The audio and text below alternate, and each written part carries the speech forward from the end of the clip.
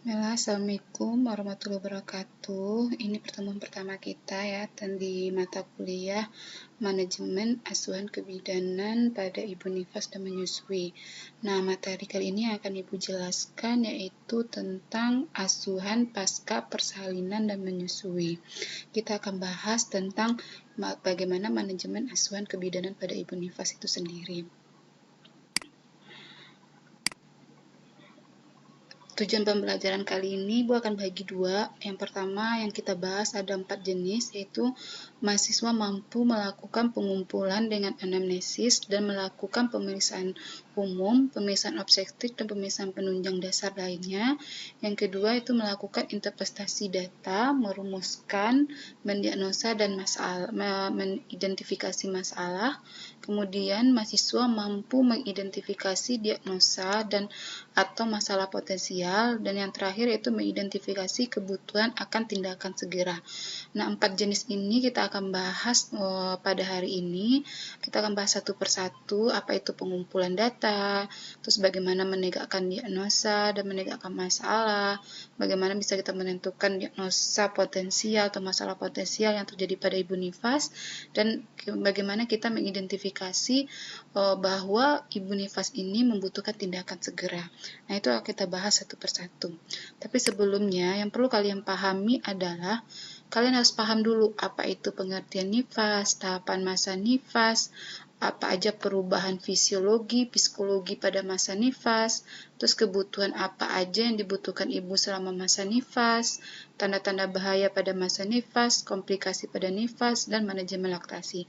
Nah, ini semua tidak akan ibu bahas karena ini semua sudah dibahas oleh Bu Eti sama Bu Suci. Nah, ibu tidak akan mengulang kembali materi ini. Jadi kita fokus ke manajemen asuhan kebidanannya.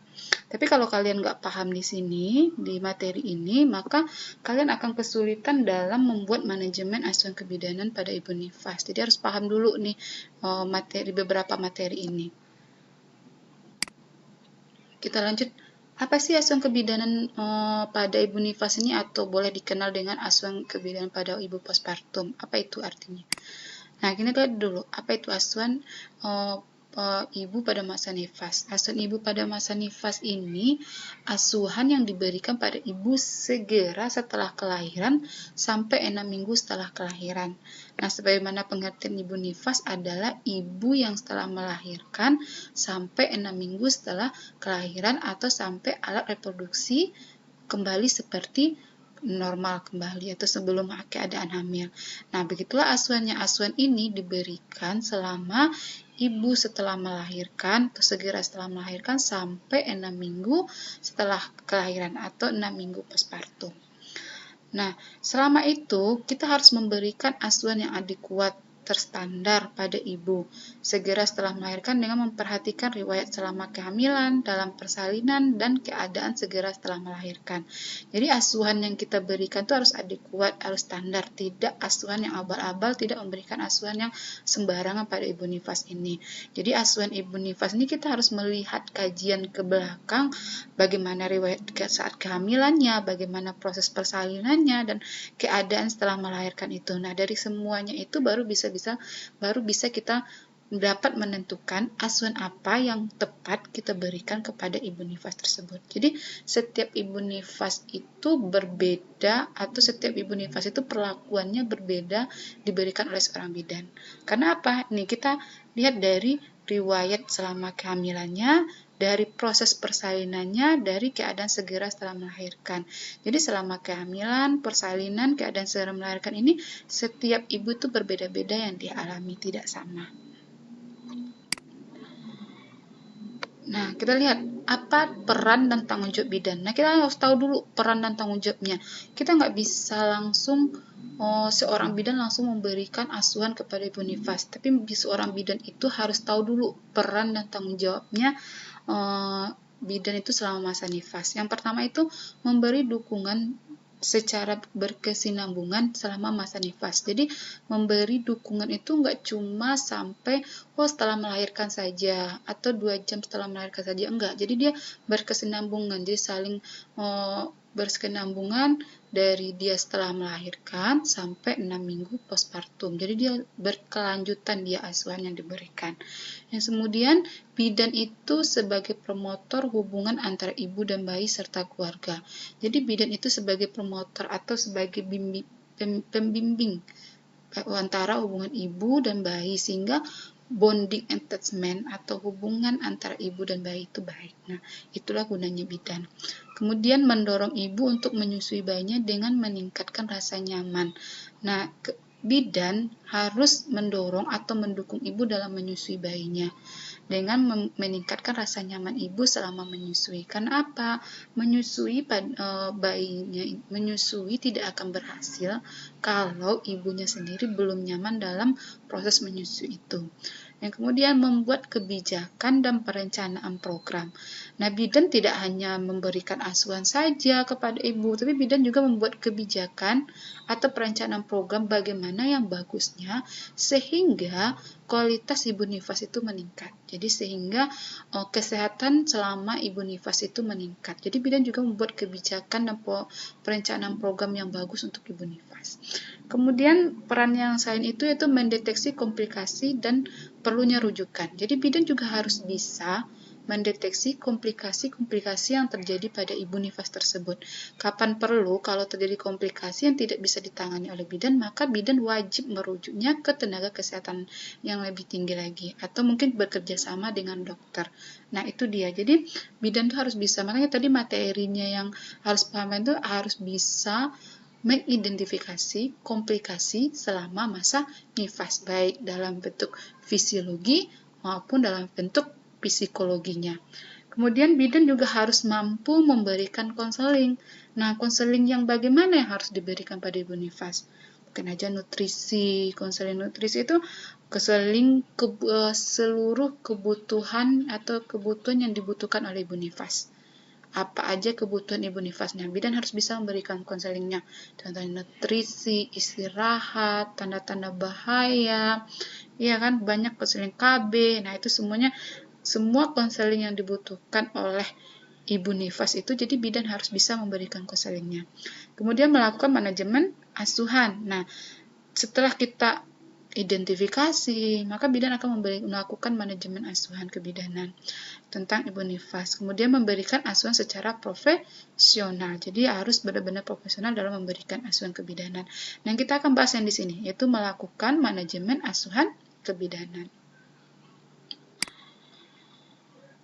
Nah, kita lihat apa sih kebijakan program asuhan pada ibu nifas ini? Ada 3 di sini, yaitu KF1 6 jam sampai 3 hari, KF2 4 sampai 28 hari, KF3 29 sampai 42 hari. KF itu apa? Kunjungan masa nifas. Jadi kunjungan selama masa nifas itu ada 3 kali. Dulu itu program pemerintah kunjungan masa nifasnya ada 4 kali.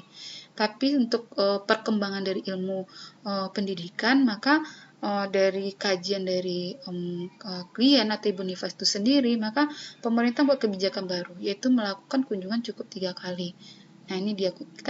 Apa sih asuhan yang diberikan selama kunjungan ini? Nah, sebenarnya tadi kan bidan harus memberikan asuhan yang berkesinambungan. Nah, ini dia, berkesinambungan.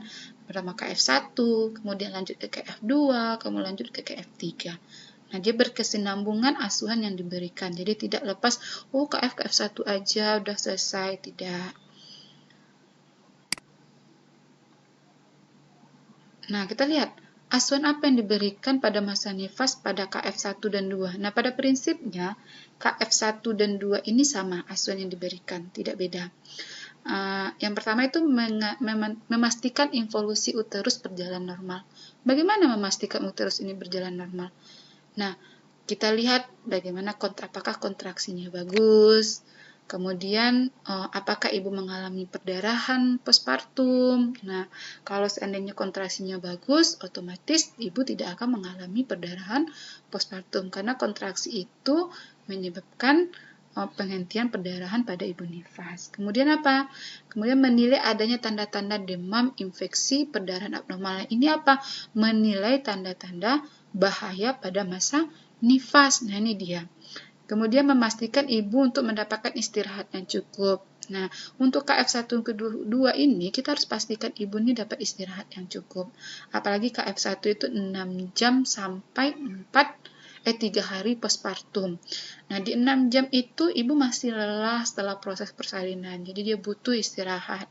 Nah, untuk kunjungan 1 dan 2 ini itu dari 4 hari sampai 28 hari. Nah, ibu ini kita harus pastiin dia itu istirahat apa enggak. Karena apa? Ibu menyusui tidak ada waktunya. Jadi bayi menyusui itu secara on demand, sesuka hati dia, apakah dia mau tengah malam apa nah. Jadi kita pastikan dia istirahat. Bagaimana cara istirahatnya itu yang akan dijelaskan ke ibu nifas itu sendiri.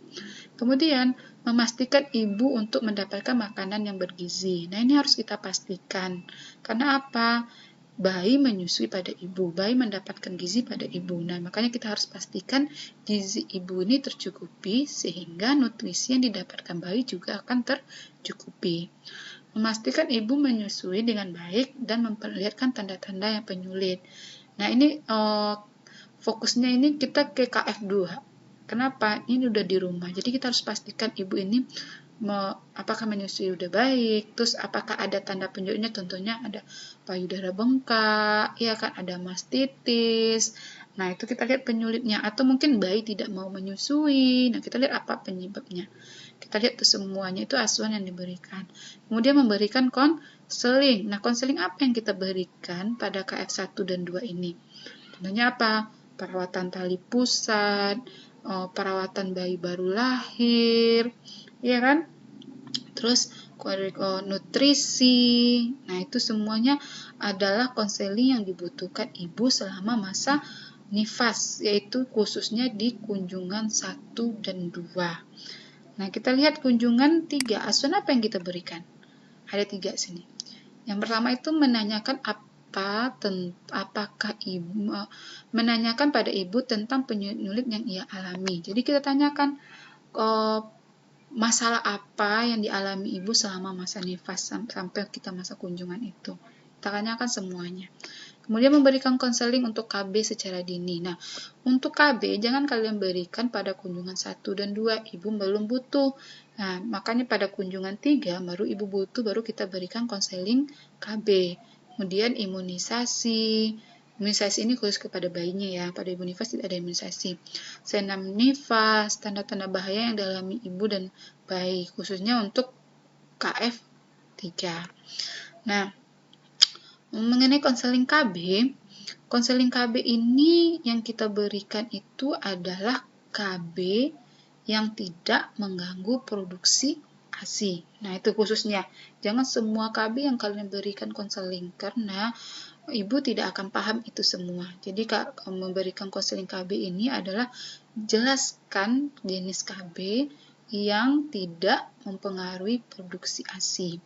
Kemudian, pemeriksaan tanda vital. Nah, sebenarnya pemeriksaan tanda vital ini tidak hanya di kunjungan 3 aja, tapi juga ada kunjungan 1 dan kunjungan 2. Tapi kunjungan 3 ini kita lebih fokus ke tanda vital, keadaan umum ibu baik apa tidak, karena ini udah di rumah semuanya. Itu dia asuhan kebidanan pada masa nifas, asuhan apa yang kita berikan. Nah, kita masuk ke manajemen asuhan pada ibu nifas. Tadi itu asuhan pada ibu nifas. Nah, kita lihat manajemen asuhan pada ibu nifas. Apa itu manajemen asuhan kebidanan pada ibu nifas? Manajemen kebidanan adalah proses pemecahan masalah yang digunakan sebagai metode untuk mengorganisasikan pemikiran dan tindakan berdasarkan teori ilmiah, penemuan-penemuan, keterampilan dalam rangkaian tahapan yang logis untuk pengambilan suatu keputusan yang berfokus pada klien.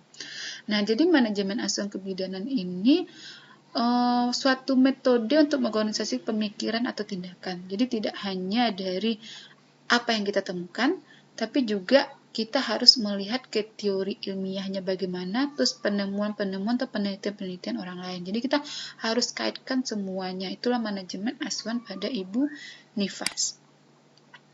Langkah-langkah pokok manajemen ibu nifas itu bagaimana? Ada berapa langkah? Sebenarnya langkah pokok manajemen kebidanan menurut Varney ada 7 langkah.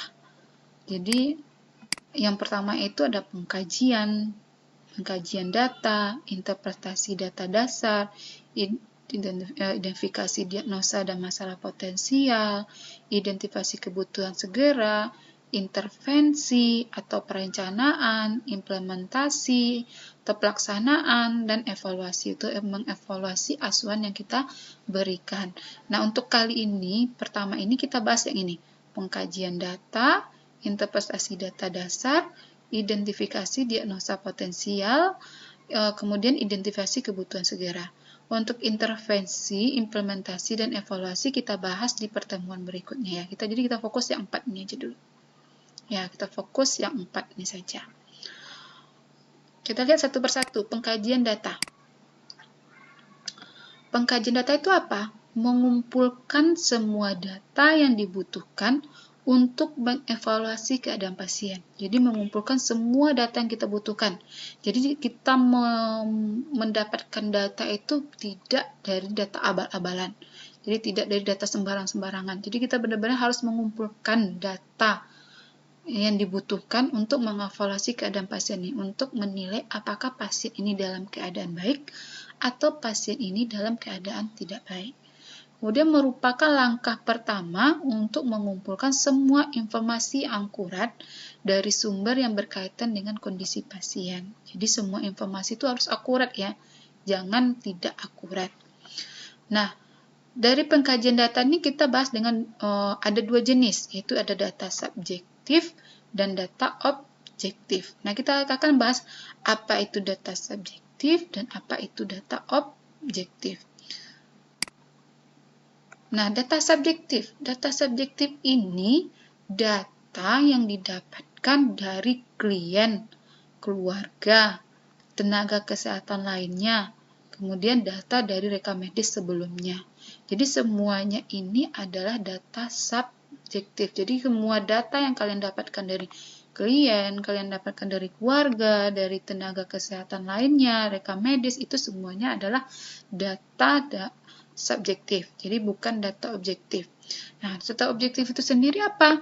Data yang didapatkan oleh petugas kesehatan untuk itu sendiri melalui pemeriksaan fisik, pemeriksaan labor, pemeriksaan penunjang lainnya pada saat pasien datang.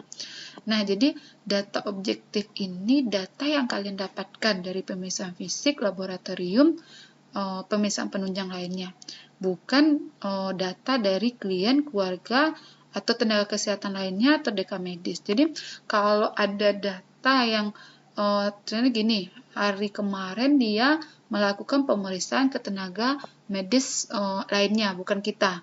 Teman-teman dia datang ke tempat kita untuk melakukan pemeriksaan fisik. Nah, dia membawa status nih dari tenaga kesehatan lainnya. Nah, status yang dia bawa ini atau pengkajian yang dilakukan oleh tenaga kesehatan ini adalah merupakan data subjektif, bukan data objektif, walaupun tenaga kesehatan yang melakukannya. Sementara data objektif itu data yang didapatkan oleh petugas itu sendiri dari pemeriksaan fisik, laboratorium, penunjang pada pasien saat pasien datang. Kalau seandainya dia datang sekarang kaji, nah itu ada data objektif. Kemudian dia besok datang lagi, nah data yang sekarang itu jadi data subjektif, bukan data objektif buat data berikutnya. Itu dia. Nah, interpretasi data dasar. Kita fokus kedua ini. Dulu itu interpretasi data dasar tuh ada 3, ada diagnosa, masalah, dan kebutuhan. Tapi dalam peraturan yang terbaru, interpretasi data ini cuma yang kita bahas adalah 2, diagnosa dan masalah. Karena kebutuhan itu masuk ke perencanaan kita ntar. Ya, kita akan bahas satu-satu. Nah, kita bahas satu diagnosa. Diagnosa itu apa sih? Nah, diagnosa asuhan kebidanan adalah diagnosa yang ditegakkan oleh bidan dalam lingkup praktek kebidanan dan memenuhi standar nomenklatur diagnosa kebidanan. Jadi semua yang memenuhi standar nomenklatur kebidanan itu masuk diagnosa asuhan kebidanan. Standar nomenklatur diagnosa kebidanan itu apa? Yang pertama itu diakui dan telah disahkan oleh profesi. Kemudian berhubungan langsung dengan praktik kebidanan. Memiliki ciri khas kebidanan, didukung oleh clinical judgment dalam praktek kebidanan. Dapat diselesaikan dengan pendekatan manajemen kebidanan. Nah, ini semua adalah standar dari non-nomenklatur diagnosis kebidanan. Contoh diagnosa pada ibu nifas itu apa? Contohnya masuk ke dalam yang masuk ke dalam nomenklatur diagnosa kebidanan pada ibu nifas itu adalah postpartum hari, terserah mau hari ke-1, ke-2, ke-3, ke-40. Nah, itu dia. Kemudian perdarahan postpartum mungkin dia disebabkan oleh atonia uteri, disebabkan oleh retensio plasenta, disebabkan oleh sisa plasenta, disebabkan oleh adanya gangguan pembekuan darah. Itu semuanya masuk non-nomenklatur diagnosa kebidanan. Kemudian subinvolusi, anemia postpartum, bisa aja anemia ringan, anemia berat, kemudian preeklamsi ringan, palsi berat, postseksio sesaria, infeksi postpartum maupun infeksi yang disebabkan oleh luka perineum, payudara, mastitis, abses payudara. Nah, itu semuanya adalah diagnosa nomenklatur kebidanan pada ibu nifas. Itu contohnya. Contoh, ini ada satu contoh diagnosa ibu nifas normal ya, normal. Kita lihat yang pertama itu ibu PAH 2-48 jam postpartum normal. Nah, ini model diagnosa pada ibu nifas. Dasarnya apa kita menegakkan diagnosa itu? Yang pertama itu NIPE. P ini apa? Persalinan keberapa ibu nifas. Jadi berapa kali ibu melahirkan. Yang kedua yaitu berapa kali ibu mengalami abortus. Yang H ini berapa jumlah anak yang hidup. Nah, itu dia dasarnya. Kemudian 2-4 jam ini adalah pada jam atau hari keberapa masa nifas ibu. Nah, itu dia. Apakah 2 jam postpartum, atau udah 3 hari postpartum, atau mungkin 28 hari postpartum. Nah, ini kunjungan KF1, ini KF2, ini KF3. Jadi ini terserah kalian kunjungan tuh pada hari keberapa. Kalau seandainya kalian kunjungan di hari 40, berarti diagnosanya ibu PAH 40 hari postpartum. Atau gini, contohnya, dia baru melahirkan pertama, ini anak kedua, anak yang tidak ada pernah keguguran, kemudian hidup 1, kemudian melakukan kunjungan nifas pada hari ke-6 postpartum. Berarti diagnosanya apa? Ibu P2 A0 H1 6 hari postpartum normal. Nah, normal ini dari mana kita dapat mengetahuinya? Yaitu dari hasil pemeriksaan ibu dalam keadaan normal atau tidak. Jadi dari kan tadi ada mengkajikan tadi pengkajian data, ada data subjektif, ada data objektif. Nah, dari situlah kalian menegakkan apakah keadaan ibu ini normal atau tidak. Nah, bagaimana contoh diagnosa ibu nifas patologi? Ini kan tadi normal. Nah, kalau patologi yang cuma beda yang di normal ini. Nah, kalau seandainya di pengkajian data ini ditemukan HB ibu 10 mg Hg, ya kan? 10 mg/sen.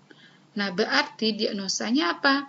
Ibu P2 A0 H2 6 hari postpartum dengan anemia ringan. Nah, itu contohnya. Jadi itu normal ini bisa diganti kalau seandainya ditemukan adanya komplikasi pada ibu nifas. Selagi dia masih masuk diagnosa nomenklatur kebidanan pada masa nifas. Jadi boleh langsung dibilang di sini. Tapi kalau tidak masuk ke nomenklatur diagnosa kebidanan, maka dibilang adalah suspek apa. Nah, itu dia.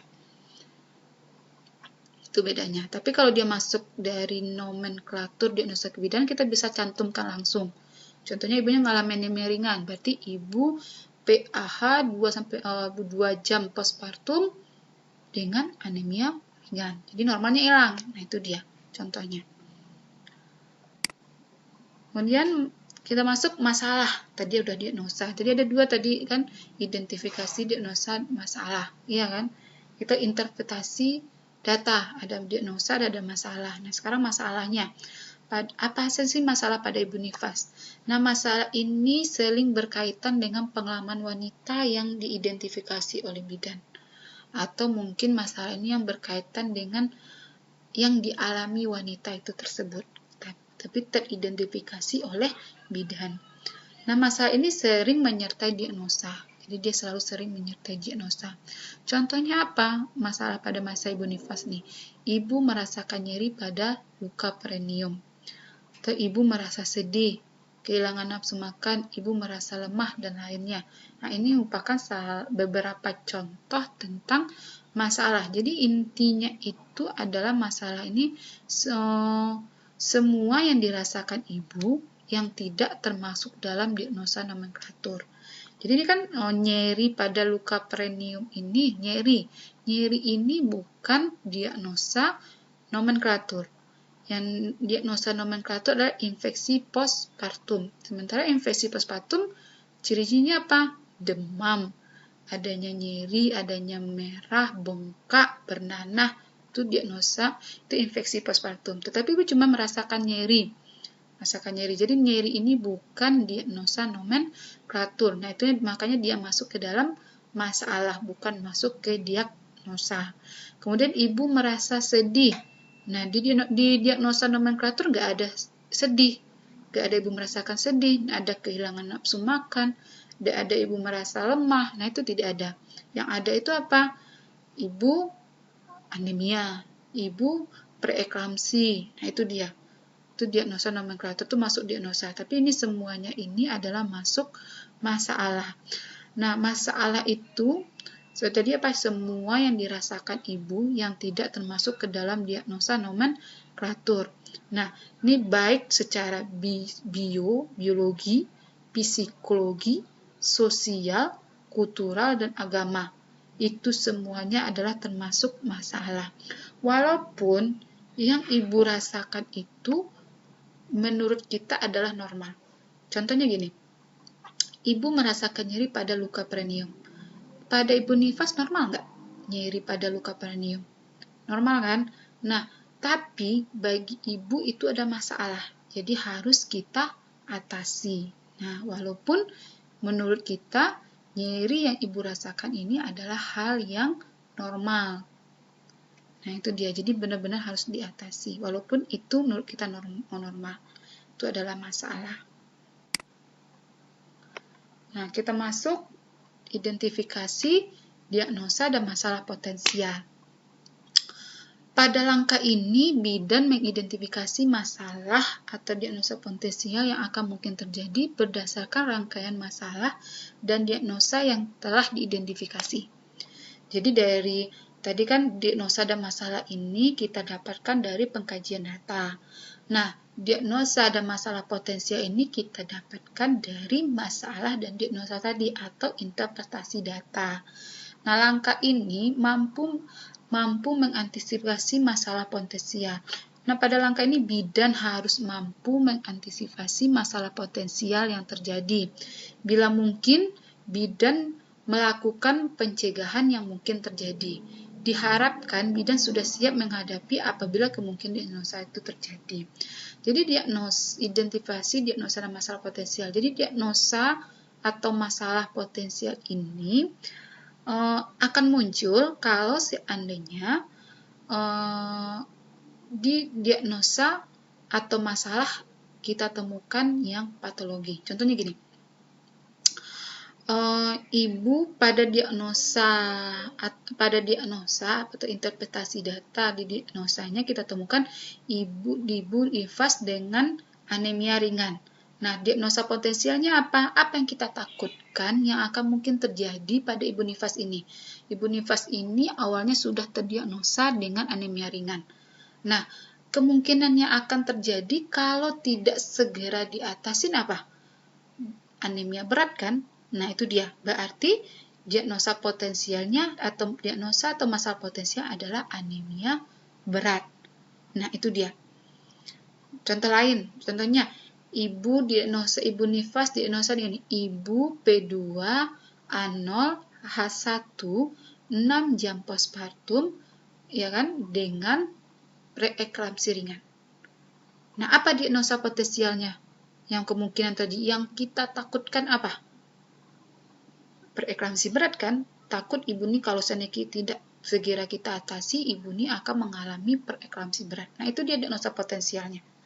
Jadi bidan tuh harus mampu mengantisipasi. Jadi kalau udah dia mengalami kemungkinan akan mengalami anemia berat. Jadi bidan tuh harus mampu mengantisipasi masalah potensial itu. Bagaimana caranya?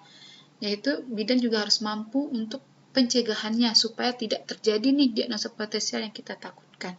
Nah, bidan juga kalau sudah bisa mampu mengantisipasi, mampu pencegahan, sehingga bidan tuh siap menghadapi kemungkinan diagnosa itu terjadi. Jadi kalau seandainya ibu tuh benar-benar akan mengalami anemia berat, maka bidan sudah siap untuk menghadapi, ibu nih mengalami anemia berat, apa yang akan saya lakukan. Jadi bidan tuh sudah siap. Nah, itu dia. Ya.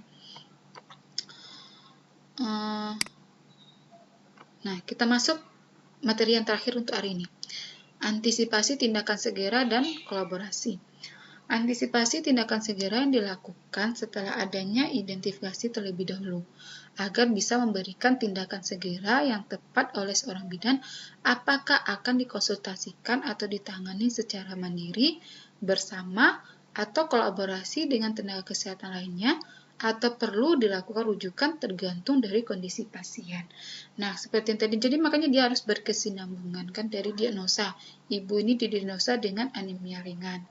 Nah, diagnosa potensialnya apa? Anemia berat. Nah, supaya ibu tidak terjadi anemia berat, apa tindakan awal yang kita lakukan? Nah, ini dia, antisipasi tindakan segera.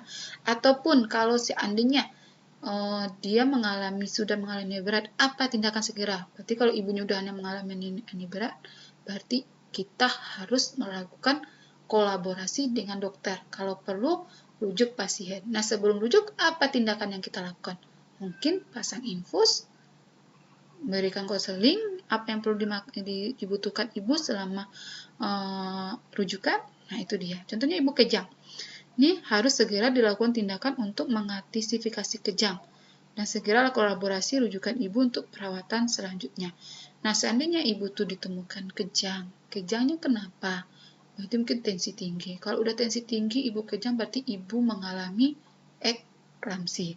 Nah, apa tindakan segera yang harus kita lakukan? Itu dia. Contohnya, bagaimana mengantisipasi ibu tuh kejang dulu.